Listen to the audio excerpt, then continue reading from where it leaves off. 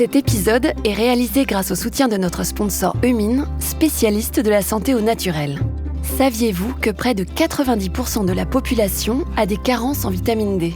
Pourtant, elle contribue au maintien d'une bonne ossature et à renforcer le système immunitaire. C'est pour ça que la marque Eumine propose des compléments alimentaires à base de vitamine D. Dans l'équipe, nous apprécions particulièrement Eumine car leurs vitamines sont réalisées en Occitanie et surtout uniquement avec des ingrédients d'origine naturelle. Vous pouvez les retrouver sur eumine-nature.com. Attention, Eumine s'écrit O-E-M-I-N-E. Et profitez bien des 20% de promo avec le code META2. Merci à eux. Pour votre santé, pratiquez une activité physique régulière.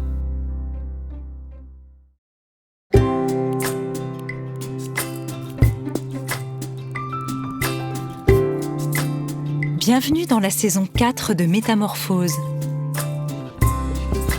Chaque semaine, je vous invite à la découverte de sujets lumineux avec des personnalités qui portent une voix d'éveil des consciences.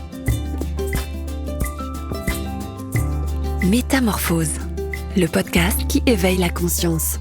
Par Anne Guéquière, tous les lundis et jeudis, dès 7h. Elle est loin l'époque où on se couchait, on se levait avec les poules. Désormais, c'est la formule métro-boulot-dodo qui régit notre vie, à quoi s'ajoutent les écrans. Après une journée bien remplie à un rythme souvent accéléré, qui n'a jamais eu de mal à s'endormir ? Et quand compter les moutons et fixer le plafond ne suffit plus, quand on se réveille plusieurs fois par nuit, quand on se sent dans le brouillard chaque matin, il est peut-être temps de s'interroger sur son sommeil. Car bien dormir est vital, et pourtant aujourd'hui près de 60% des Français dorment mal, plus de 20% d'entre eux sont insomniaques et 10% font des apnées du sommeil. Des données que mon invité connaît bien car il dirige depuis plus de 20 ans une équipe de recherche spécialisée dans l'hygiène du sommeil et les troubles mentaux au CHU de Bordeaux. Dans son dernier ouvrage « Réapprenez à dormir pour être en bonne santé », tout est une question de rythme. Il nous donne ainsi des clés pour mieux appréhender notre sommeil, mieux dormir et retrouver la santé. De quoi mettre fin aux nombreux préjugés que l'on peut avoir sur nos nuits. Bonjour professeur Philippe. Bonjour Anne. Bienvenue dans Métamorphose. Alors évidemment, aujourd'hui, on va s'intéresser au sommeil qui, pour vous, est aujourd'hui un problème crucial. On a perdu 1h30 de sommeil en un siècle, c'est ça ? Alors, effectivement, on a perdu un temps de sommeil, mais surtout, je pense que le problème le plus important, c'est que dans la vision globale d'un bon sommeil qui s'appuie sur sa régularité, sa durée, sa qualité, c'est prioritairement la régularité qui a été massivement impactée dans les dernières années et en particulier au décours de la crise du Covid. Bien sûr, et on va y revenir longuement. Vous dites que comme on a fait la révolution alimentaire avec ces fameux manger 5 fruits et légumes par jour, il faut qu'on fasse la révolution du sommeil. Oui, c'est très frappant de constater que le sommeil, qui est une fonction vitale et qui concerne absolument tout le monde, puisque tout le monde dort, ne fait absolument pas partie des campagnes de santé publique françaises, alors que c'est le cas dans de nombreux pays, en particulier les États-Unis, où il y a carrément une fondation dédiée à l'apprentissage et à l'éducation du sommeil.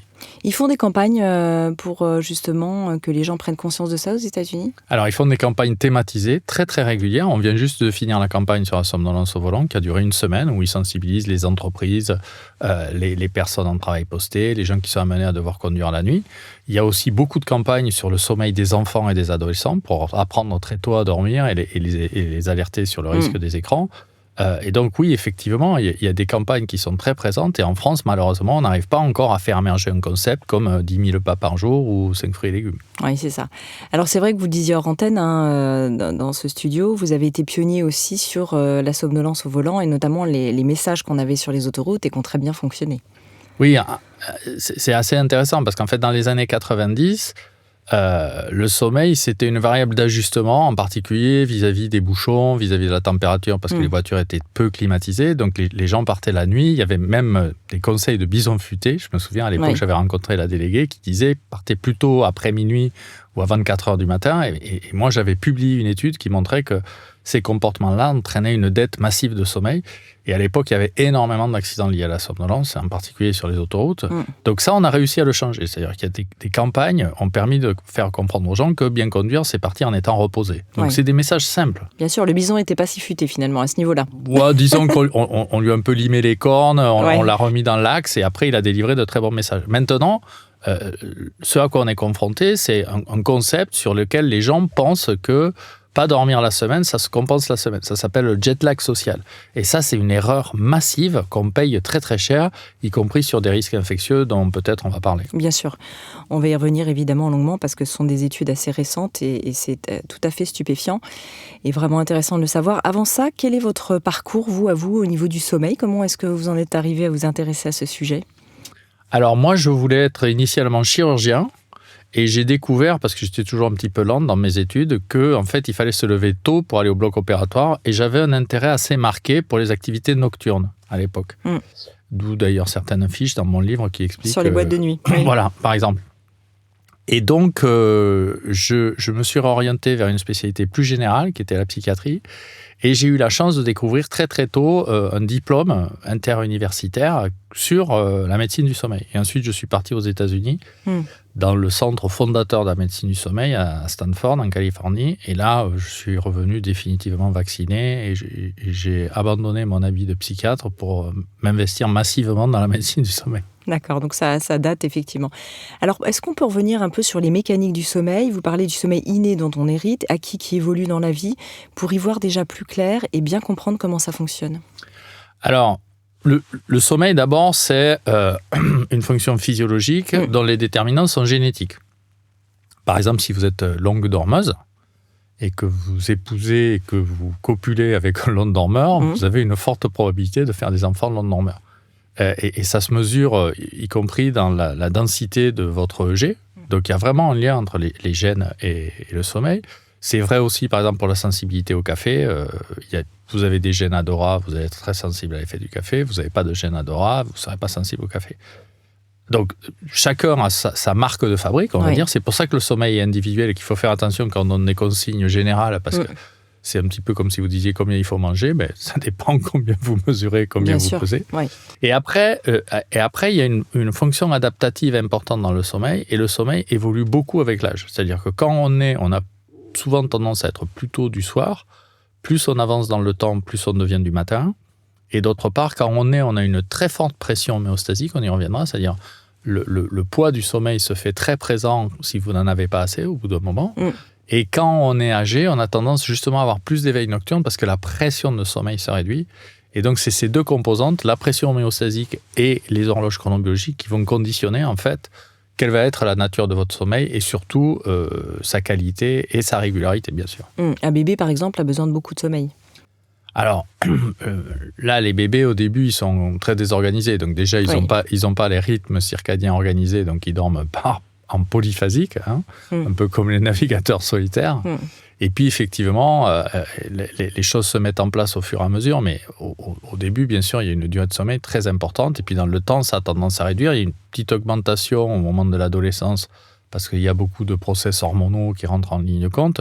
Mais après, bon, on va dire que par rapport à des tout petits enfants qui ont besoin de 10, 12, 14 heures de sommeil, un adulte, ça a besoin, statistiquement, la majorité des adultes, entre 7 et 9 heures, sont satisfaits de leur durée de sommeil. Oui. Alors justement, sur les rythmes circadiens, comment ça fonctionne ? Simplement qu'on ait bien son fonctionnement en tête par rapport au rythme. Alors, d'abord, il y a beaucoup d'horloges dans le corps humain. Ce que les gens ne savent pas, il y a des horloges dans le foie, il y a des horloges dans plein d'organes, d'accord ? Et puis, il y a un chef d'orchestre qui est situé dans le cerveau, qui est le noyau suprachiasmatique et qui va conditionner la production d'une hormone qui s'appelle la mélatonine. Et la mélatonine, c'est un peu le chef d'orchestre. C'est-à-dire, quand vous produisez la mélatonine, votre corps sait que vous êtes vous devez être à un minimum thermique qui est propice à l'endormissement, et vous allez recéter, vous allez faire beaucoup de sommeil lent profond, et c'est un peu la barrière qui divise la nuit entre le sommeil lent profond et le sommeil paradoxal qui vient ensuite. Et donc, ces rythmes-là, ils sont circadiens, proches d'ien la journée, donc ils sont à peu près sur 24 heures. En fait, ils ne sont pas exactement sur 24 heures, c'est assez intéressant, ils sont un tout petit peu plus longs. On a montré ça avec des expériences très, très compliquées, ce qui explique que quand vous allez aux États-Unis, par exemple, vous rattrapez plutôt votre rythme naturel, donc vous vous resynchronisez facilement en vous mettant en retard de phase, alors que quand vous rentrez en Europe, là, au contraire, il faut un rythme plus court, et c'est très, très compliqué. Ou si vous allez en Chine, si vous partez de l'autre côté. Donc, cette horloge-là, en fait, elle vient pour vous donner un rythme, et ensuite, il y a une durée de sommeil nécessaire qui est déterminée génétiquement, Et donc, schématiquement, ce qu'on sait, c'est qu'il faut à peu près 17 heures de veille pour avoir une pression correspondante à un endormissement. Donc ça, c'est facile à calculer. Si vous vous levez, par exemple, à 7 heures du matin, à partir de 23 heures, vous allez avoir 17 heures de veille, vous allez avoir une pression de sommeil. Je trouve ça intéressant de voir ça comme ça, justement. On n'est pas habitué à ça. Voilà. Mais réapprenez à dormir, c'est plein de choses nouvelles. Ouais, complètement. Non, mais ce livre est assez étonnant. On a l'impression de tout un peu avoir entendu sur le sommeil. Effectivement, je trouve que de le calculer comme ça, moi, m'a vraiment intéressé. Oui. Voilà. Donc, le message fort de ce calcul, c'est de dire, il faut pas se coucher tous les jours à la même heure. Le message, c'est, il faut pas se coucher avant d'avoir eu au moins 17 heures de veille. Oui. Et l'autre message très important, et c'est vraiment le noyau de mon livre, c'est que c'est la régularité qui prime, et donc c'est l'horaire de lever qui va conditionner combien vous allez avoir d'heures de veille, et c'est ça qui va vous donner une idée d'à quel moment c'est bien d'aller au lit. Et une erreur massive que font les gens, en particulier les personnes âgées, c'est qu'elles se mettent au lit en disant « je vais essayer de conditionner mon sommeil » en me mettant au lit pour dormir. Donc, imaginez, vous allez vous mettre devant une vitrine de pâtisserie en disant ça va me donner faim. Mais pas forcément. Parce que si vous venez de manger, vous serez devant la vitrine de pâtisserie, vous n'aurez pas faim. D'ailleurs, quand on va faire ses courses et qu'on a bien mangé, on achète moins de choses. Exactement. Donc, il y a vraiment une mécanique d'éducation, et je pense que le message qu'il faut délivrer à nos auditeurs, c'est vraiment le principe de la régularité. C'est-à-dire commencer par un horaire de lever régulier, semaine et week-end. Bon, on peut avoir un petit ajustement de l'ordre de 1 heure. Oui, 1 à 2 heures, jusqu'à 2 heures, vous dites non, même pas ? Non, 2 heures, ça commence par exemple à multiplier le risque de contracter le Covid. C'est-à-dire, si régulièrement vous avez besoin de décaler de 2 heures les 2 nuits du week-end, ça veut dire que vous avez cumulé une dette massive dans la semaine. Not good. Donc en fait, on ne calcule pas un nombre d'heures dont on aurait besoin dans une semaine en disant si jamais j'ai une dette, je vais rattraper le week-end. Ça ne fonctionne pas comme ça, vous le dites clairement. Alors, j'ai un petit message que je vous livre, chère Anne, et qui est un message concis mais très précis, qui est 7 x 7, 49. Ouais. Donc 7 x 7, ça veut dire quoi ? Ça veut dire 7 nuits, 7 heures. Donc toutes les nuits pareil, et l'objectif, c'est au moins 49 heures par semaine. Si vous avez ça, vous couplez la régularité, la durée et très probablement la qualité de votre sommeil. Si vous arrivez à développer ce rythme-là, d'accord ? Alors, il y a des contraintes sociales. Des fois, on veut se coucher un petit peu plus tard. Des fois, on a envie de se lever un petit peu plus tard. On peut ajuster, mais le bon message, c'est 49 heures par semaine et pas trop dévier semaine, week-end. Alors, il y a des contraintes sociales. Et puis, les autres contraintes, c'est les gens qui ont un mauvais sommeil, effectivement, qui donc réduisent une dette de sommeil de par un sommeil qui n'est pas de qualité. Pour certains qui nous écoutent, le sommeil est devenu une obsession. Beaucoup de personnes ont peur de ne pas arriver à dormir. Et ça crée aussi une forme d'anxiété que vous appelez l'anxiété anticipatoire. Donc on est vraiment dans ce petit truc où je vais à nouveau pas y arriver, je vais manquer justement, je vais pas avoir ces fameuses 7 heures de sommeil dont parle le professeur Philippe. Alors, un petit peu comme si on veut traiter le problème du diabète ou d'autres fonctions, comme des déterminants comme la sexualité, il faut d'abord faire un état des lieux. Donc, l'intérêt de réapprendre à dormir, c'est par exemple d'avoir inclus un QR code pour une application gratuite qu'on a développée dans mon unité de recherche CNRS. C'est déjà, évaluez-vous. Le fait de s'évaluer, ça a 2 vertus. La première, c'est que ça fait un état des lieux pour savoir si on est calé ou si on est vraiment décalé. Oui. Le deuxième élément qu'on a montré, on vient de le publier très récemment dans une très très grosse étude où on a 1000 sujets inclus avec une application qui s'appelle Canopé, dont on reparlera, c'est que les gens qui s'enregistrent sur 7 jours réduisent leur plainte de sommeil. C'est-à-dire, en quelque sorte, si vous venez me voir et que vous me dites « je dors très mal », très probablement, ce que vous aurez en mémoire, c'est votre pire nuit. Moi, ce que je vais vous dire, chère Anne, c'est « je veux vos 7 dernières nuits ». Et vous allez sûrement découvrir qu'il y a une nuit qui est horrible, une nuit qui n'est pas terrible, 2 nuits acceptables et une nuit, étonnamment, sans que vous sachiez pourquoi, plutôt pas trop mal. Et l'objectif, c'est donc plutôt d'augmenter le nombre de nuits pas trop mal et pas s'obséder pour dire « Ah, la nuit où je ne dors pas, je vais mourir si j'y arrive pas ». Donc, l'anxiété anticipatoire, c'est ça, c'est se focaliser sur ce qu'il y a de pire, alors que si on regarde un peu plus large, autour, c'est pas si mal que ça. Et donc, ce qu'on a très bien montré avec Canopy, puisque maintenant on a 30 000 téléchargements, c'est énorme. Hein. Oui, ça fait une étude quanti intéressante. Et on continue, et maintenant on est soutenu par le pouvoir public pour faire des campagnes sur TikTok et Instagram. D'ailleurs, j'en profite, pr.philippe, c'est le compte Instagram et TikTok. Allez-y, parce qu'il y a beaucoup de conseils répétés qu'on donne régulièrement, justement, pour répondre à ces questions qu'on aborde aujourd'hui.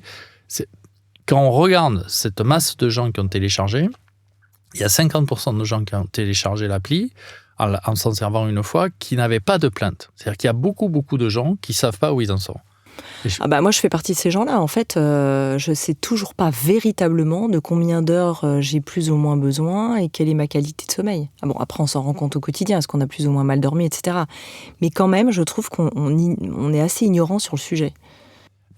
On est ignorant parce qu'aussi, on ne vous a pas éduqué ou on ne vous a pas expliqué les grands principes, ce qui font que, par exemple, les gens vont s'obséder sur la durée et ne vont pas du tout intégrer la notion que le sommeil, c'est un triptyque, régularité, durée, qualité. Et donc, c'est ces éléments-là qui font que... Et donc, quand on l'applique à l'échelle de la population, si on règle ces 3 points-là, il y a 75% de gens qui ont des plaintes de sommeil qui peuvent s'améliorer. C'est énorme. C'est énorme, énorme. Et en miroir de ça, malheureusement, il y a une chronique récente qui va être publiée là, dans Le Monde, qui fait appel à une étude du ministère de la Santé, qui s'appelle Coviprev, donc il y a un suivi de l'état de santé et du moral des Français, où on montre qu'on est passé de 60% en mai à 71% en septembre de plaintes de sommeil dans la population générale. Pour vous donner une idée, les troubles anxieux et dépressifs, c'est entre 18 et 26%. Donc il y a 3 fois plus de plaintes de sommeil. Et nous, l'idée qu'on défend, c'est que le sommeil, c'est un baromètre de la santé. D'ailleurs, on le voit sur l'étude, puisque le moral des Français baisse avec l'augmentation des troubles du sommeil. Et donc, ce n'est pas une conséquence, c'est bien un marqueur. Oui. Et donc, si vous adressez ce problème-là et que vous commencez à améliorer ça, vous pouvez même avoir des stratégies préventives sur l'humeur et l'anxiété. Parce qu'effectivement, on va s'intéresser à quelles sont les conséquences d'un mauvais sommeil au niveau santé publique. Et puis, le deuxième point, c'est est-ce que, en anticipation, le Covid a aggravé ces problèmes de sommeil ? Les confinements, etc. Alors, il y a 2 ans, j'ai écrit un livre qui s'appelle Antifatigue. Oui. Au moment où j'ai écrit ce livre-là, on était intimement persuadé que la majorité des troubles du sommeil étaient liés d'une part au confinement, c'est-à-dire aux modifications comportementales, et potentiellement aux effets du virus sur le cerveau.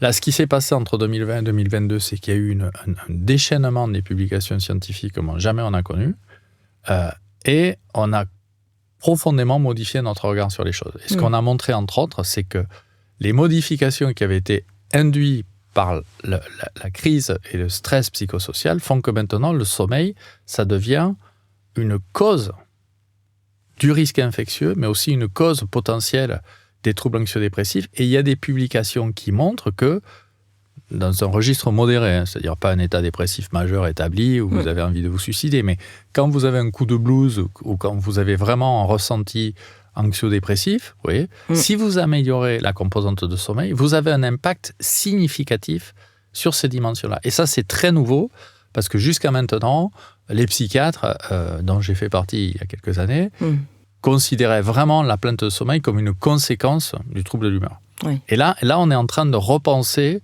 beaucoup les choses, et moi, j'ai tendance à penser... C'est un peu le fait la poule, quand même, hein. Oui. Alors maintenant, vous êtes... on dit l'inverse, en fait. Alors, on dit l'inverse, et on a aussi des éléments par rapport à ça. C'est-à-dire, on sait que la maladie mentale... Pas mal de maladies mentales, par exemple les psychoses maniaco-dépressives, sont intimement liées à une inflammation du cerveau, une inflammation de bas grade. D'accord ? Donc, qu'est-ce que c'est une inflammation de bas grade ? C'est en fait une dysrégulation des mécanismes de défense qui font que c'est un petit peu comme si on avait la chaudière qui était tout le temps un petit peu au-dessus de la température et que vous viviez dans un appartement. C'est un stress un peu permanent, quoi. Alors, c'est un stress physiologique. Et le point très important, c'est que c'est un stress central. D'accord ? Et ce qu'a fait le Covid, c'est que ça a créé des orages de cytokines qui ont complètement hyperactivé l'inflammation. Vous vous souvenez, au début, on avait tendance à utiliser des traitements qui n'étaient pas très heureux. Oui. Et puis, quand on a commencé à introduire les corticoïdes, en abaissant massivement l'inflammation, on a complètement changé le pronostic évolutif des malades en Covid sévère. Bon, mais là, ce qu'on est en train de montrer, c'est que, par exemple, si vous faites 1 heure de sport par jour, qui est un acteur très puissant de la réduction de l'inflammation de bas grade, vous améliorez l'humeur. C'était quelque chose qu'on appréhendait, vous voyez, en disant va te changer les idées, va faire un tour, va te promener avec Anne dans le parc, avec une charmante conversation. Mais en fait, maintenant, on commence à avoir une compréhension physiopathologique des mécanismes. Et si vous privez quelqu'un de sommeil, vous induisez également une composante inflammatoire.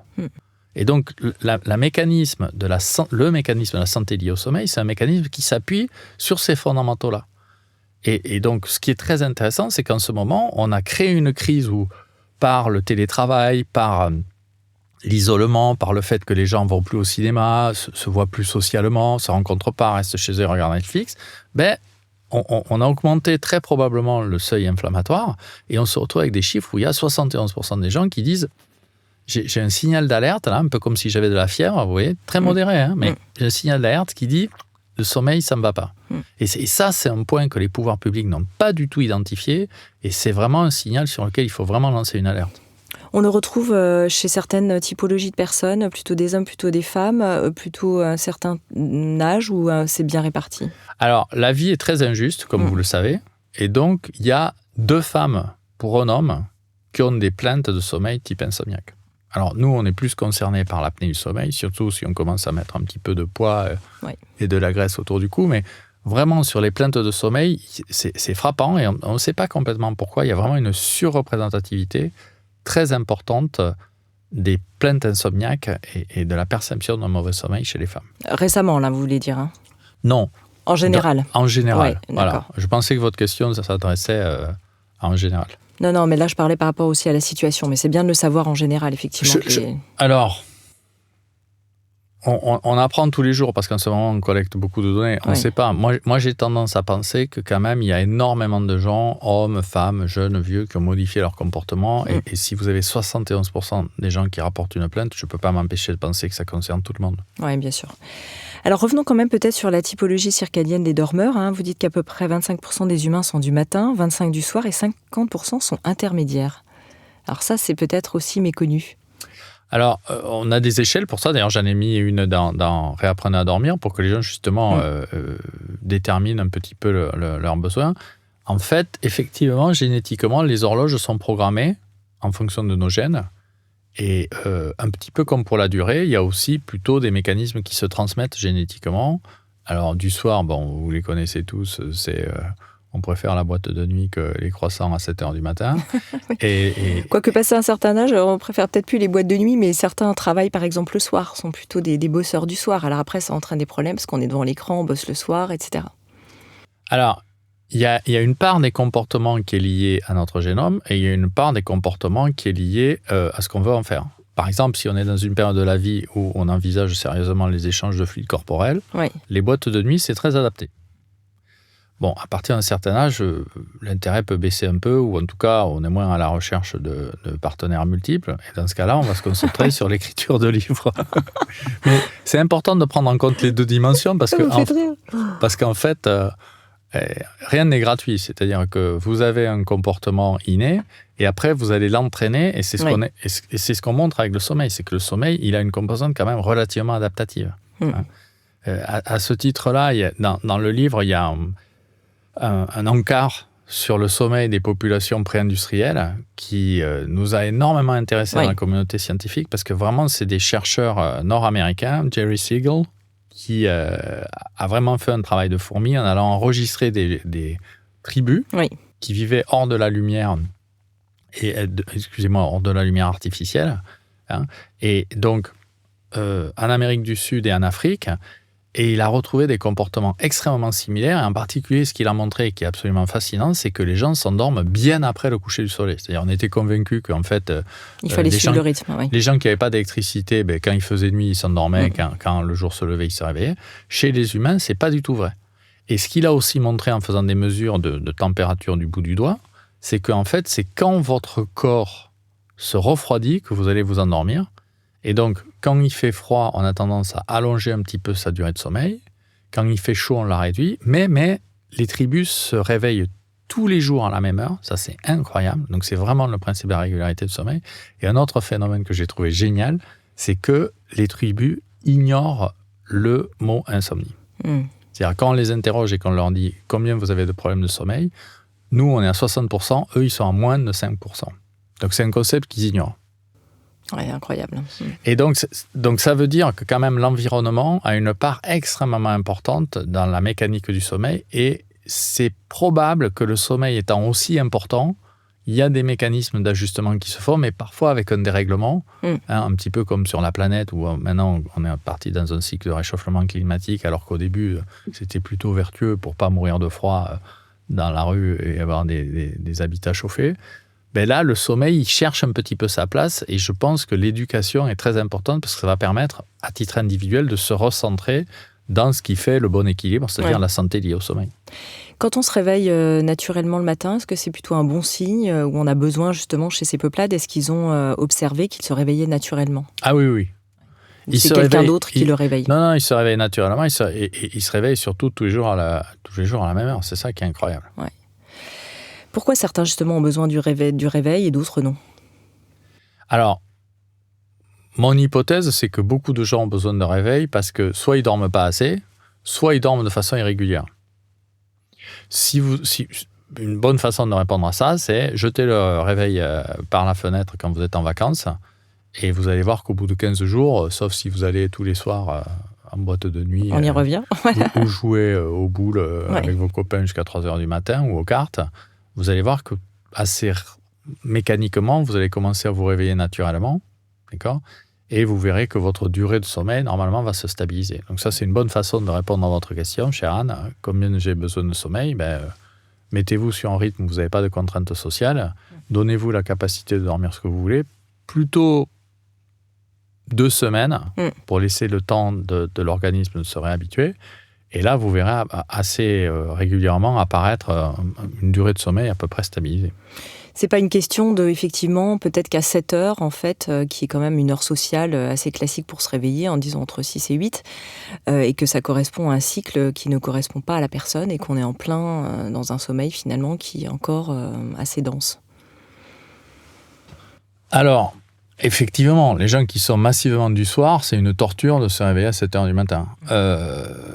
Ce qu'on sait, c'est qu'il y a quand même une petite marge d'ajustement, et en particulier, vos horloges internes, un petit peu comme votre montre, elles ont un remontoir. Donc en fait, nos horloges internes, elles ont un remontoir qui s'appelle la lumière et les contacts sociaux. Et donc vous pouvez réajuster votre heure dans une certaine mesure avec ce remontoir-là. Par exemple, si vous avez du mal à vous réveiller, que quand vous vous réveillez, vous vous mettez à la lumière et vous prenez une grosse exposition lumineuse, ou vous allumez toutes les lampes LED chez vous, ce que vous allez faire, c'est que vous allez avancer la production du pic de mélatonine pour la nuit à venir, et vous allez vous mettre dans un mécanisme dit d'avance de phase. Si par contre, comme moi, vous allez aller prendre l'apéritif en sortant du travail pour vous détendre vers 20h, et que vous avez la chance d'habiter dans le sud où il fait beau et que vous pouvez être exposé à la lumière, si vous ne mettez pas de lunettes de soleil, vous allez massivement repousser le pic de la mélatonine. Donc une partie importante des gens sont calés le soir parce qu'ils vont regarder Netflix tard, parce qu'ils vont prendre la lumière, voire même, moi j'habite sur une artère passante à Bordeaux, je vois énormément de jeunes gens et de jeunes femmes qui font leur footing à 20h, 21h, voire 22h. Et ça, c'est un signal massif d'augmentation de température et d'exposition aussi, potentiellement à la lumière, qui fait qu'on va retarder son horloge. Donc l'horloge, ça quand même, ça se manipule un peu, et l'usage du remontoir est important. Alors évidemment, on va parler des solutions. Avant de parler des solutions, on va parler aussi quand même des maladies, des troubles du sommeil. Vous étudiez les apnées, la narcolepsie, la cataplexie, le somnambulisme, l'hypersomnie, les terreurs nocturnes, qui sont quand même relativement rares, vous dites. Quelles sont les plus courantes? Et on va parler évidemment de l'insomnie. Très justement, le plus fréquent, c'est l'insomnie. C'est à peu près... Alors, l'insomnie maladie, ça c'est important parce qu'il faut différencier les plaintes de sommeil et l'insomnie maladie. L'insomnie maladie, dans la définition de la classification internationale du DSM-5, c'est plus de 3 nuits par semaine, depuis plus de 3 mois, je vais avoir soit des difficultés à m'endormir et ou des éveils nocturnes et ou des éveils trop précoces et un retentissement fonctionnel dans la journée, très important. Donc vous voyez, une notion de durée. Encore une fois, la régularité, c'est vraiment au centre du débat sur le sommeil. Et donc, si vous avez ça, on peut considérer que vous êtes dans une catégorie d'insomnie maladie, ce que j'appelle l'insomnie maladie. Et après, ces insomnies, elles peuvent être primaires ou secondaires. C'est-à-dire que, par exemple, beaucoup de gens qui viennent en consultation se voient délivrer un traitement hypnotique, justement pour essayer d'augmenter la durée. Or, en fait, nous, on ne fait pas du tout ça, par exemple, dans les centres de sommeil. La première chose qu'on fait, sauf votre respect, cher Anne, on demande, est-ce que vous ronflez la nuit ? Oui. Parce que, par exemple, l'entrée dans la maladie apnéique, ça commence par un processus, non pas d'hypersomnie, mais un processus d'insomnie, parce qu'on s'étouffe, et donc, sans s'en rendre compte, mécaniquement, on s'empêche de dormir pour éviter de faire des apnées. Donc, par exemple, les insomniaques, la première question qu'il faut se poser, après avoir réglé régularité, durée et qualité, c'est aussi, par exemple, est-ce que quelque chose vous empêche de dormir ? Donc, est-ce que vous ronflez ? Une autre question importante, c'est est-ce que vous avez tendance à bouger la nuit ? Donc, si vous avez la chance de dormir avec quelqu'un ou quelqu'une, vous pouvez lui demander, est-ce que vous donnez des coups de pied la nuit à l'endormissement, ou est-ce que la nuit vous avez un sommeil agité ? Est-ce que vous vous réveillez avec des crampes au cours de la nuit ? Ça peut être un témoin d'un syndrome des jambes sans repos. Oui, c'est ça.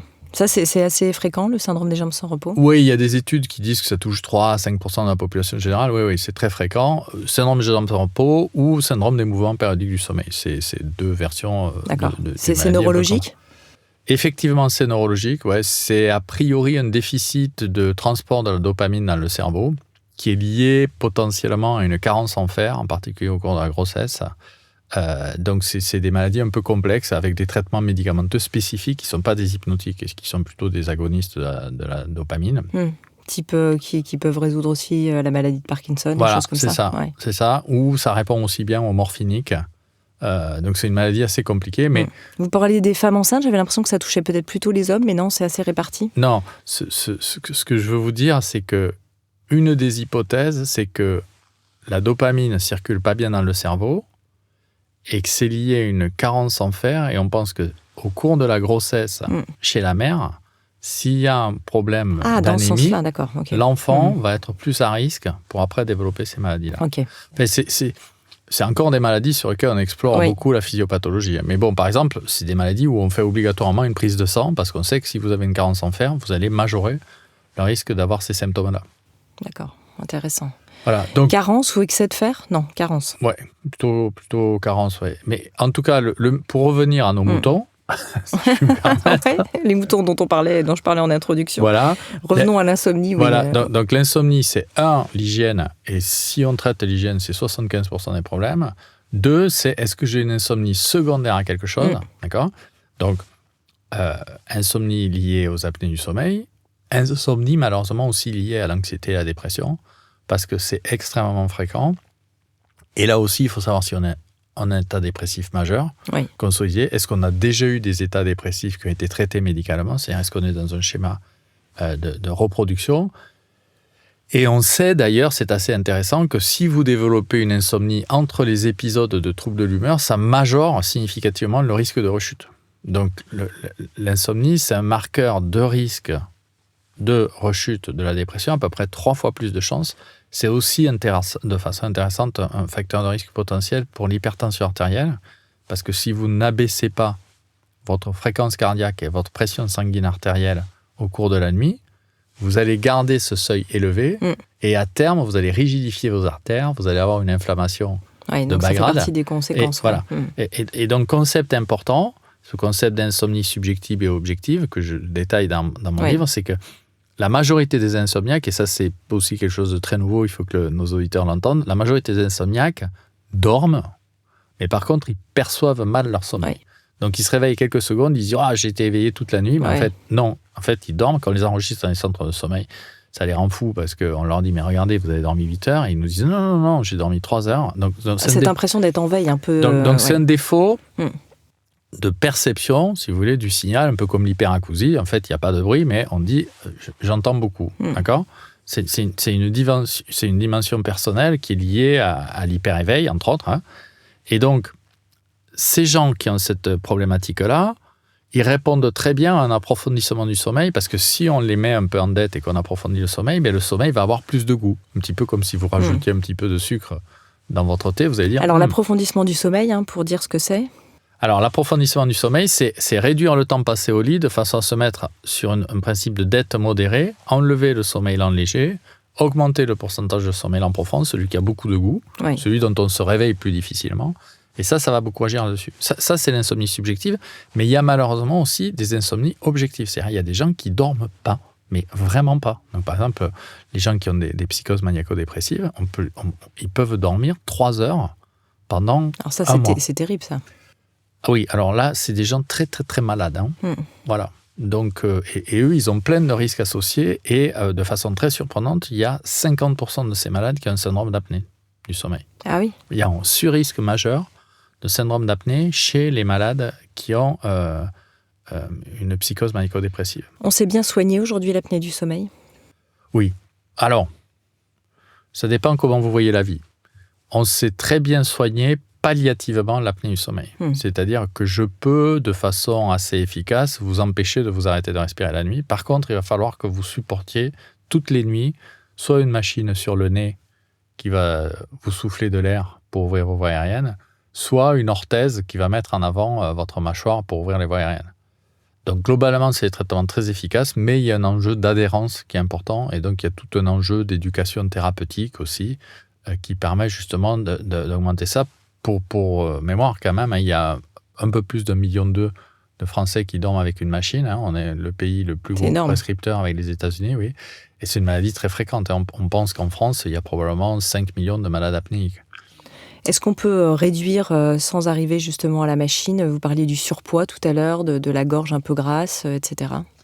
Alors, 10% de poids en moins, c'est 50% d'apnée en moins. Donc c'est extrêmement utile. C'est utile pour les messieurs. Ça, c'est une solution géniale, entre guillemets, parce qu'elle paraît simple. Voilà. Alors, ce qui est un petit peu compliqué, parce que vous l'avez noté, la vie n'est jamais simple. C'est un peu compliqué, c'est qu'en fait, quand vous commencez à faire des apnées, vous devenez insulino-résistant. Et quand vous devenez insulino-résistant, vous avez tendance à prendre du poids. Donc c'est un cercle vicieux. Ce qui explique qu'en fait, les gens qui ont des apnées, on leur dit perdez du poids. Et ça peut passer par une phase où il faut arrêter les apnées avec une machine pour permettre d'enclencher la perte de poids. D'accord. Après, il y a un autre point important que j'ai cité dans le livre, après avoir discuté avec une personne qui communique aussi sur la santé sur les réseaux sociaux et qui m'alertait sur l'importance de la ménopause et le défaut d'information sur la ménopause. Par exemple, beaucoup de personnes ont un trouble du sommeil à la ménopause. Et en fait, elles se demandent pourquoi, elles se demandent comment est-ce qu'elles peuvent agir. Et en fait, la ménopause, c'est un bouleversement hormonal. Lors de ce bouleversement, il y a souvent une prise de poids. Cette prise de poids, elle peut entraîner chez certaines femmes un ronflement, voire des apnées. Et ça, c'est pas du tout connu. Et en fait, elles développent un trouble du sommeil, une insomnie secondaire à la prise de poids. Et par exemple, un mécanisme d'action pour améliorer le sommeil à la ménopause, c'est de s'acheter une paire de baskets et de récupérer un BMI comme quand on avait 40 ans. Paire de baskets, un vélo, un maillot de bain. Ce qu'on veut, oui, ou même des chaussures de ville. À partir du moment où vous faites une heure d'activité par jour, ça suffit. Oui, c'est ça. Vous proposez aussi un test, puisqu'on parle de l'insomnie, qui est la plus courante, pour savoir justement, c'est le test dont vous parliez tout à l'heure ou c'est un autre test? Alors, dans le livre, il y a 2 conseils. Il y a l'agenda du sommeil, qui est un agenda que vous allez télécharger sur votre smartphone, qui va vous permettre de vous évaluer. Après, il y a une application qu'on a développée qui s'appelle Canopé, avec un K, K-A-N-O-P-E-E, qui est une application gratuite qui, va faire un petit peu un bilan de votre sommeil et de votre humeur et de votre somnolence, et qui va vous demander pendant 7 jours de remplir un agenda, et qui après va vous donner des conseils personnalisés en fonction de l'heure à laquelle vous vous couchez, l'heure à laquelle vous vous levez, votre régularité. Et ça, on a montré que cette application, elle avait un résultat extrêmement bluffant sur la durée de sommeil, sur l'efficacité du sommeil et sur les plaintes de sommeil. Donc, c'est une application qu'on a développée avec mon unité CNRS pour venir en aide au grand public. Et donc, effectivement, c'est une bonne façon d'adresser le premier problème, c'est-à-dire ce problème d'hygiène du sommeil. Oui, super outil. Quand on parle d'insomnie, est-ce que ça concerne aussi bien les réveils nocturnes que les gens qui ont du mal à s'endormir? Ça fait partie du même groupe. Oui, alors c'est pas forcément les mêmes mécanismes. Souvent, l'heure de sommeil, c'est plutôt le principe du retard de phase. Oui. D'accord? Ou du mauvais calage. On a raté son train, autrement dit, c'est ça? Ouais. Non, pas tout à fait. Quand quelqu'un dit « je vais rater mon train », etc., non, c'est pas tout à fait juste. Ça, c'est des concepts un petit peu anciens. Oui. Et en fait, c'est plus compliqué que ça, parce qu'il y a la combinaison de la pression de sommeil avec l'horloge biologique. En gros, vous ratez le train, mais si vous augmentez massivement votre pression de sommeil, le train, il va vous rattraper. Ouais. C'est-à-dire qu'à 3 heures du matin, quand vous allez avoir la pression max de sommeil, vous allez voir que vous allez tomber.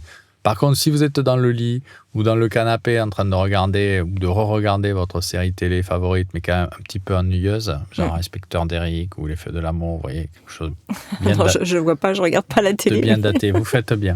Et bien là, vous pouvez piquer un petit somme sans vous en rendre compte, et là, vous allez recharger le réservoir, et là, vous allez vraiment majorer votre insomnie nocturne.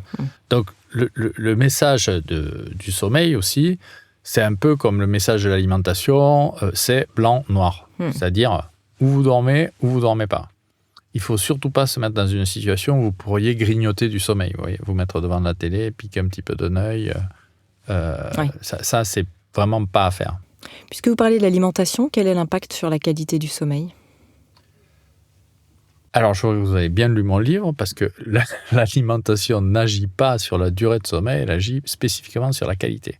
Alors, il y a quelques études très très consolidées qui se sont intéressées au régime crétois, c'est-à-dire à des régimes méditerranéens anti-inflammatoires, on y revient toujours, et qui ont montré qu'un régime justement de type anti-inflammatoire, à base d'antioxydants, avec de l'huile d'olive, des tomates, du poisson, améliorait la qualité du sommeil. Et ça, c'est très intéressant parce que c'est vraiment un facteur sur lequel on peut jouer.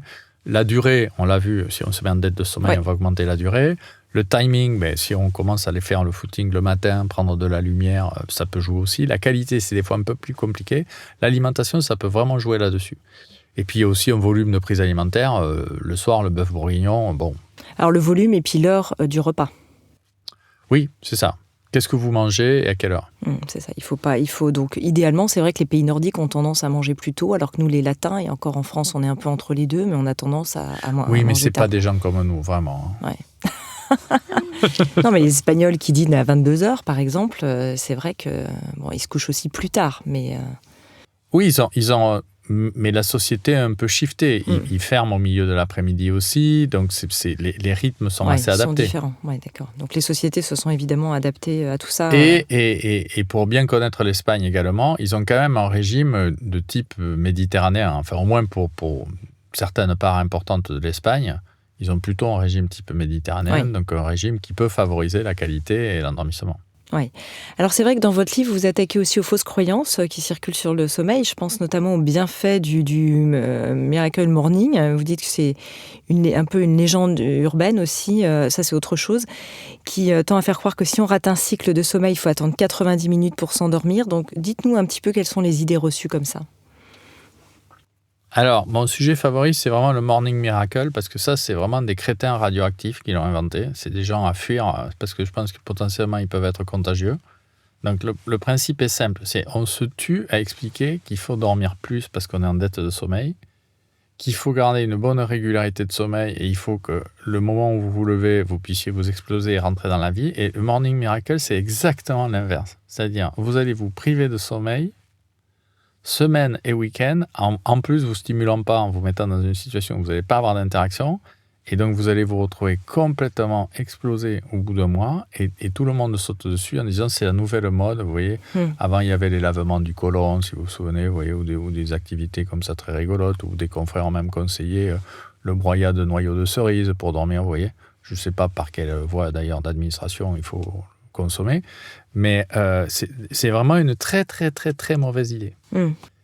Et après, concernant les trains du sommeil, il est certain qu'il y a un moment qui est assez propice à l'endormissement, effectivement, c'est avant le pic de mélatonine. Donc si vous sortez de boîte de nuit à 5h du matin, c'est plus compliqué de vous endormir, mais dans une tranche qui va de 22h à 1h du matin, normalement, le train, il est installé. C'est-à-dire que si vous avez la bonne pression et que vous n'avez pas de stimulation intellectuelle, hormis si vous avez une nouvelle camarade de jeu ou que vous avez attaqué une série Netflix absolument bluffante, normalement, si vous allez au lit avec la ferme intention de dormir, vous devriez pouvoir dormir si vous avez dépassé 17 heures de veille. Oui, d'accord.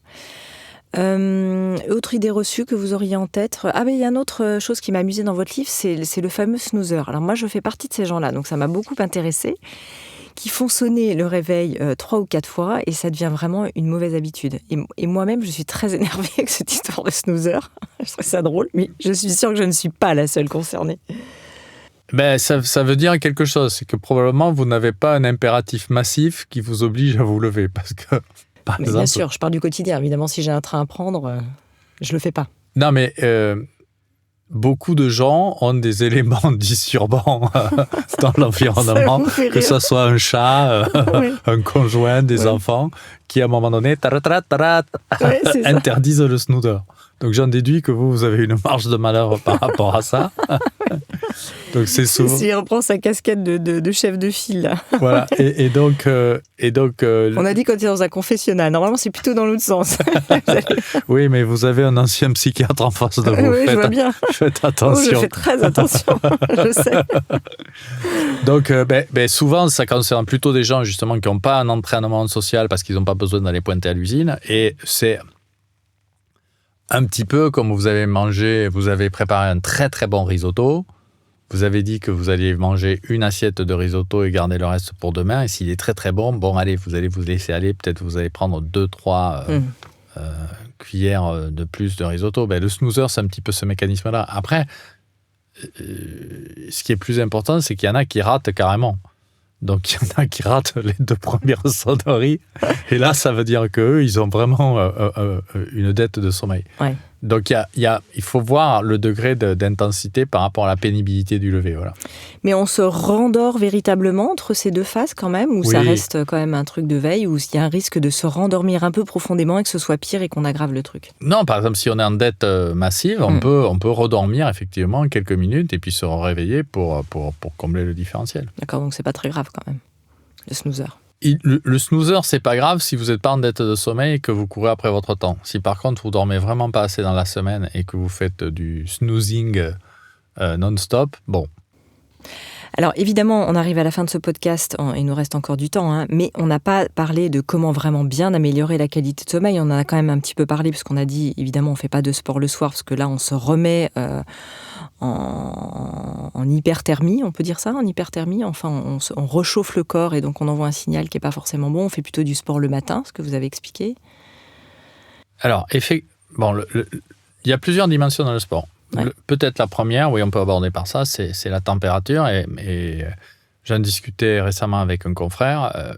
Une des stratégies, par exemple, qu'on peut proposer, il ne faut pas que ça devienne la norme. Mais par exemple, la prise de mélatonine, ça peut être intéressant parce que ça avance le pic. La prise exogène de mélatonine, c'est-à-dire consommer de la mélatonine en comprimé, ça peut être intéressant parce que ça refroidit le corps, parce que ça avance le pic de mélatonine, et ça peut aider à s'endormir si on a fait beaucoup de sport. D'accord ? Mais il ne faut pas que ça devienne la norme. Donc ça, on le fait avec les conseils d'un professionnel de santé compétent ? On peut prendre un petit peu de mélatonine. Parce que ça a été un peu décrié aussi, la mélatonine, d'ailleurs. Alors après, c'est un autre sujet, mais on ouvre une case. Voilà. Bonjour, bienvenue chez les cerveaux en arborescence. On va ouvrir ce dossier et on va le reprendre dans 2 minutes. Voilà. Donc le sport, c'est effectivement l'élèvement de la température corporelle, mais c'est aussi quand même, pour beaucoup d'entre nous, une activité sociale. Vous allez à la salle de gym, c'est un lieu de rencontre, etc. Une psychostimulation un peu intellectuelle. On regarde notre voisin ou notre voisine développer des abdominaux ou des jambes longues, fines et musclées. Oui. C'est un psychostimulant fort. Et souvent, c'est éclairé, il y a de la musique forte. Oui. Bon. Si vous faites du footing, par exemple, vous pouvez faire du footing à 2 ou à 3, essayer d'améliorer son chrono. Moi, je vois toutes ces jeunes femmes qui courent avec des montres, qui n'arrêtent pas de regarder la montre comme si elles ne voulaient pas rater quotidien ou M. Cyril Hanouna, alors qu'elles font juste que courir. Elles se fixent des objectifs, et rien que ce principe-là, c'est un stimulant. C'est extrêmement stimulant. Après, il faut prendre conscience aussi qu'il y a pas mal de messages qui ont été développés en disant, pour bien dormir, il faut se fatiguer. C'est-à-dire, beaucoup de gens viennent nous voir en consultation en disant, mais c'est l'enfer parce que je m'épuise, je fais un semi-marathon, je cours 15 km, je rentre chez moi, je n'arrive pas à dormir. Il y a un vrai message entre qu'est-ce que la fatigue et qu'est-ce que le sommeil, et c'est très différent. Donc, il faut différencier la fatigue, qui n'induit pas le sommeil, et les principes de sommeil, comme la restriction, l'horaire de lever régulier. Donc c'est très différent. Et donc, ce principe de sport, c'est un comportement inadapté. Par contre, si on le fait le matin, c'est un comportement très adapté, parce que ça envoie un signal très fort à l'organisme qui dit « maintenant, wake up ». C'est l'anti-snooze. Oui, c'est ça. C'est parfait pour moi. C'est ce que je fais d'ailleurs. Je fais du sport le matin. En Excellent. tout cas, voilà.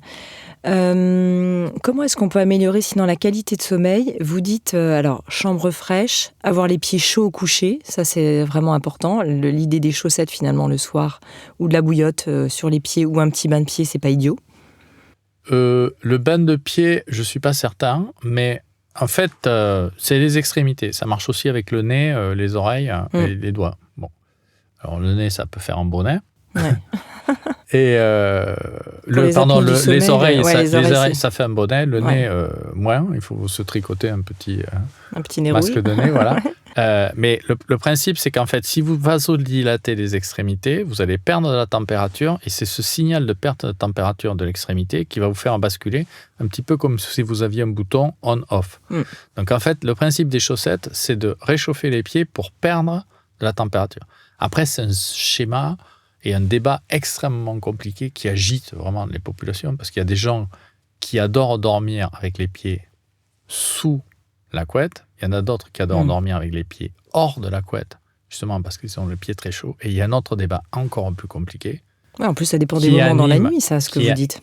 Qui anime, mais c'est surtout l'endormissement, qui anime les couples qui font que beaucoup de femmes mettent leurs pieds sur les pieds de leur conjoint à l'endormissement. Ce qui rend fou les conjoints, mais qui peut s'expliquer par la différence de température. Parce que les hommes peuvent avoir les pieds chauds et les femmes les pieds froids. Et si vous mettez vos pieds sur des pieds chauds, vous allez favoriser votre endormissement. Ouais. Voilà, la nature est quand même bien faite. Autre tips pour pouvoir s'endormir, une chambre fraîche, pieds chauds potentiellement, mais chambre fraîche en revanche. Alors, le premier type, le plus important, parce que vraiment le sommeil, c'est du comportement. Le premier type, c'est on va au lit que pour dormir ou à la limite faire un crac-crac. Mais c'est vraiment les deux seules choses autorisées. D'accord ? Le reste... J'aime bien, vous dites à la limite. Donc c'est même pas complètement acquis, ça.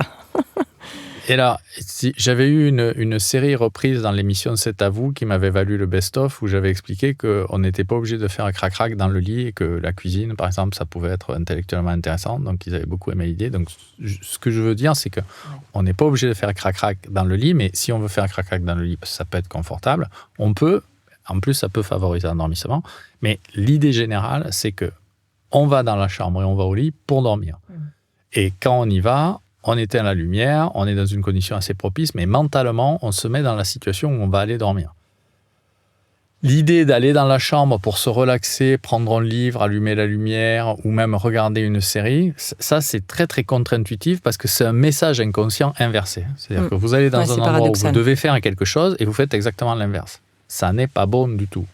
Pourtant, on a l'impression que le livre, typiquement, alors la télévision et les écrans, ça on sait que évidemment c'est à bannir, en plus il y a cette lumière qui excite, mais on a l'impression que le livre, beaucoup de gens piquent du nez quand même à la lecture.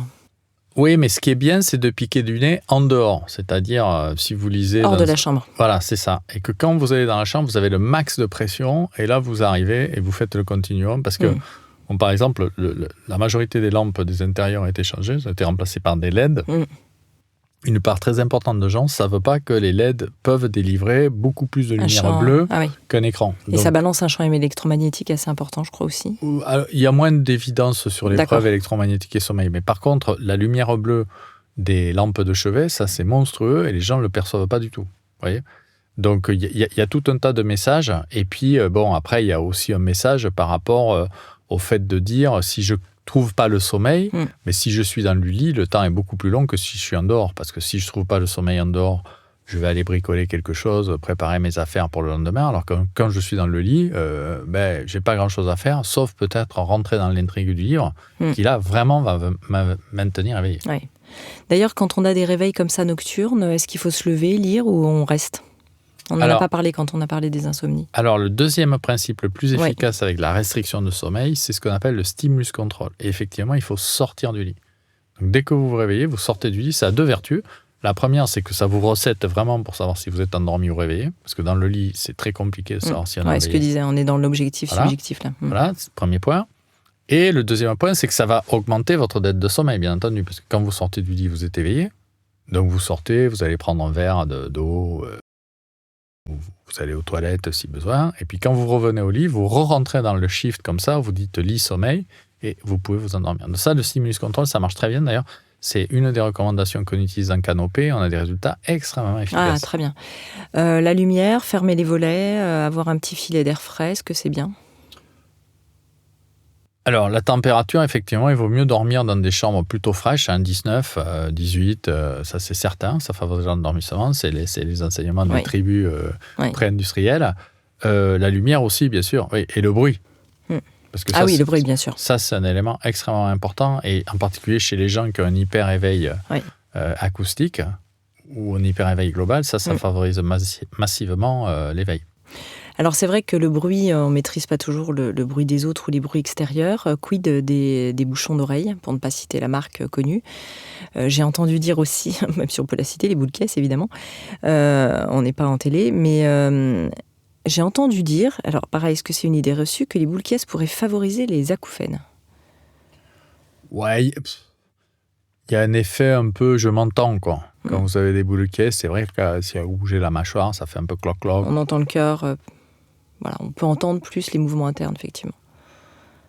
Oui, honnêtement, je ne suis pas un expert des boules caisses, mais ce qui est certain, c'est que réduire le signal sonore extérieur, c'est une très bonne idée. D'accord. Pareil pour le conjoint qui ronfle. Oui, ça perturbe la profondeur du sommeil de celui qui est à côté. Ah oui. Même s'il a un sommeil profond. Le fait qu'en tâche de fond, il y a un ronron justement pas trop régulier. Ça dépend du ronron, parce que des fois, c'est plutôt une locomotive qu'un ronron. Oui, c'est ça. C'est pas le petit chat mignon qui ronronne. Ça dépend du tour de cou de votre conjoint. Oui, c'est ça. On revient toujours au truc. Ou conjointe. Mais ça perturbe le sommeil de l'autre ? Ça peut perturber, oui. Mais ça pose cette question... Ça peut même entraîner des pertes auditives. Il y a une étude qui a montré que les conjointes des très très gros malades apniques avaient des pertes auditives. Et ça pose cette question, est-ce qu'on est fait pour dormir seul ? Alors, c'est une bonne question. Éthologiquement, initialement, on était plutôt sur un schéma. Il y avait deux éléments. Il y avait un schéma protecteur et il y avait un schéma aussi de consolidation du génome. Puisque vous le savez, en fait, notre espèce a été sélectionnée par les femmes. C'est-à-dire que les femmes avaient de multiples partenaires et ça permettait d'assurer la survie de l'espèce. Masculin, oui. Et pas l'inverse. Ce n'est pas des hommes qui avaient plein de femmes, c'est des femmes qui avaient plein d'hommes. Ce qui n'est pas toujours perçu. Dans l'inconscient collectif, oui. Voilà, c'est ça. Et donc, c'est des mécanismes de sélection. Ça vaut aussi pour la tauromachie, par exemple. On fait pareil, on sélectionne par les femmes pour avoir des taureaux de combat. Et donc, au début, l'idée de vivre en groupe, c'était ça. Et de se réchauffer, de sécuriser. Après, il y a eu une mécanique qui était une mécanique plus sociale parce qu'on a imposé le matriarcat, des choses comme ça. Maintenant, très honnêtement, je pense que peut-être que ce qui combine le mieux les deux, c'est 2 lits séparés dans la même chambre. Pas trop loin si on a envie de à papa-maman, comme on dit, mais l'idée d'avoir une certaine indépendance, pas trop de perturbations, ça peut être une bonne idée. Après, il y a aussi un élément quand même très très fort de réassurance, en particulier quand on est jeune et s'endormir dans les bras de quelqu'un, ça peut être très très agréable aussi. Mais voilà, je pense qu'encore une fois, il faut écouter ces tendances et les rapporter à la qualité de son sommeil. C'est-à-dire, si vous découvrez que vous dormez vraiment beaucoup mieux avec une nouvelle conjointe, avec une nouvelle conjointe ou un conjoint, vous pouvez dire que vous avez trouvé un équilibre nouveau et que c'est très bien. Si par contre, vous vous réveillez la nuit parce qu'il ronfle ou elle grince des dents, vous pouvez dire, bon... Oui, bof. On arrive à la fin de ce podcast, j'ai encore quelques questions, si on peut les passer peut-être un peu rapidement. Est-ce que faire l'amour, justement, favorise un bon sommeil ? Vous parliez de ça tout à l'heure. Il y a quelques études qui se sont portées sur le sujet. A priori, alors, ça agit sur l'endormissement et a priori, il y aurait plutôt des mécanismes potentiellement un peu inversés, c'est-à-dire ça aurait tendance à favoriser l'endormissement chez les hommes et plutôt favoriser l'hyper-éveil chez les femmes. D'accord. Si l'orgasme est atteint. D'accord. C'est-à-dire que faire l'amour sans orgasme, c'est comme faire la Chez l'homme et chez la femme. Là, vous parlez des deux. Oui. D'accord. Sur les troubles du sommeil, excusez-moi, je passe un peu d'un sujet à l'autre. Faire l'amour, maintenant je parle de l'automédication. On a parlé tout à l'heure un peu de la mélatonine. Évidemment, on sait qu'en France, on est gros consommateurs de somnifères, d'anxiolytiques. Est-ce que c'est vraiment aidant pour mieux dormir ? Et vous parlez aussi du fameux CBD, en termes de relaxants, qui sont des champs un peu différents. Je sais qu'on n'a pas beaucoup de temps et que ça mériterait d'avoir du temps. Mais alors, on va faire un court. Ouais. La mélatonine, c'est un chronobiotique. Dans une certaine mesure, certains médicaments ont montré que ça pouvait faire dormir, mais c'est pas quand même le fer de lance des médicaments les plus puissants pour faire dormir les gens. Premier point. Donc, plutôt à adapter si on veut abaisser sa température corporelle ou si on veut traiter un jet lag, par exemple, un décalage horaire. Bon, premier point. Ensuite, le CBD, c'est aussi très à la mode parce qu'on cherche toujours la nouvelle substance de l'année. Le CBD, ça agit sur l'anxiété et sur les douleurs. Donc, si vous avez des facteurs comorbides de l'insomnie, si vous avez des insomnies secondaires parce que vous avez mal, par exemple, le CBD va vous aider. Si vous n'avez pas de problème de douleur ou d'anxiété, le CBD, c'est un placebo. Pour lutter contre l'anxiété, est-ce que vous avez vu des méthodes qui marchent ? Je pense évidemment à l'hypnose, des choses comme ça. Ne pas regarder la télé. Ouais. Ça, c'est bien. Et les réseaux sociaux. Oui, d'abord, ce qu'il faut ne pas faire. Chez les jeunes, c'est quand même un problème. Alors, on pourrait carrément faire un autre podcast sur comment lutter l'anxiété. Mais schématiquement, un message pragmatique, c'est de dire, si vous vous extrayez de la chambre et que vous allez dormir juste au moment de dormir avec une bonne pression de sommeil, vous allez déjà casser l'anxiété anticipatoire et c'est énorme. Avoir peur d'avoir peur, c'est un des mécanismes les plus efficaces pour rentrer dans l'anxiété. Oui. Dernier point, la sieste obligatoire, est-ce qu'elle a un pouvoir magique ? Enfin, pas quand elle est obligatoire, mais la sieste en général. Alors, comme je l'ai décrit dans mon livre, il y a plusieurs types de siestes. Oui. Il y a des siestes plaisir et relaxantes, il y a des siestes crapuleuses, il y a des siestes obligatoires quand on est en dette de sommeil. La sieste obligatoire, parce qu'on est vraiment en manque de sommeil, il faut faire attention parce qu'on tire un peu sur le système. Donc, c'est un signal d'alerte sur le fait qu'on n'est pas bien équilibré. Normalement, on ne devrait pas avoir besoin de faire la sieste. D'accord. Les power naps avec la balle dans la main, ça peut être une astuce sympa ou ça sert à rien ? Non, ça peut servir, mais ça veut dire que vous avez 4 métiers, que vous avez une hygiène de vie qui est complètement dingue et que vous vivez tout le temps sous pression. Il y a des gens qui carburent à ça, hein, c'est une adrénaline, mais ça met quand même en tension le système. Oui. En conclusion, un petit mot de la fin, peut-être qu'on récapitule vraiment les choses indispensables, comme ça on a bien les choses en tête. Le rythme, 7x7, ça c'est vraiment à retenir. Alors, je pense que le premier message, c'est le sommeil, c'est individuel. Donc, essayez d'apprendre votre propre sommeil avec les outils que je vous ai conseillés, dont l'agenda Canopé, Canopé. Et cultivez-vous. pr.philippe, Instagram, TikTok, c'est des éléments d'information très importants parce que les gens ne connaissent pas les grandes règles de l'hygiène. Alors, on ne les regarde pas juste avant de dormir, vos réseaux sociaux, professeur Pierre-Philippe. Absolument. La deuxième règle, c'est donc le triptyque de la santé liée au sommeil. Oui. La régularité, la durée et la qualité. Et en premier, un horaire de lever fixe, c'est vraiment la garantie qu'on est déjà sur la bonne voie. Donc, concentrons-nous sur l'horaire. Et après, le troisième point, quand même, c'est qu'il y a beaucoup de gens qui ont des maladies. Donc, si à un moment donné, quand vous avez réglé tous les facteurs d'hygiène, après avoir lu « Réapprenez à dormir », ça continue à tirer un peu. Vous le verrez dans le livre, il y a quand même pas mal de maladies où vous pouvez vous retrouver. Et ça peut être intéressant de venir consulter les centres de la Société française de médecine du sommeil, pour lequel j'ai mis un QR code pour trouver toutes les adresses.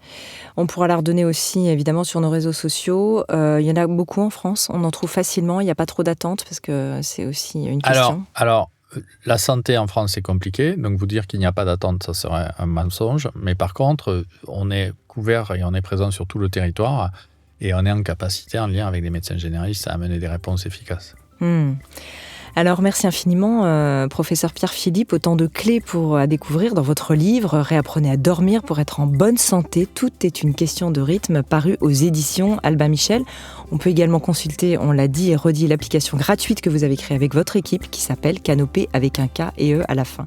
Merci infiniment. Et évidemment, on peut que souhaiter de bien dormir à nos auditrices et nos auditeurs. Merci Anne.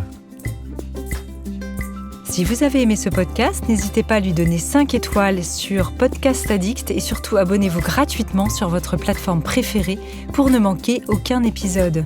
Découvrez mes invités en avant-première sur Instagram à l'adresse Métamorphose Podcast et abonnez-vous aussi gratuitement dès maintenant à la newsletter Métamorphose pour être au courant de nos conférences, ateliers et de nos dernières actualités. Pour ça, rendez-vous sur notre nouveau site www.métamorphosepodcast.com. Métamorphose, le podcast qui éveille la conscience. Par Anne Guéquière, tous les lundis et jeudis, dès 7h.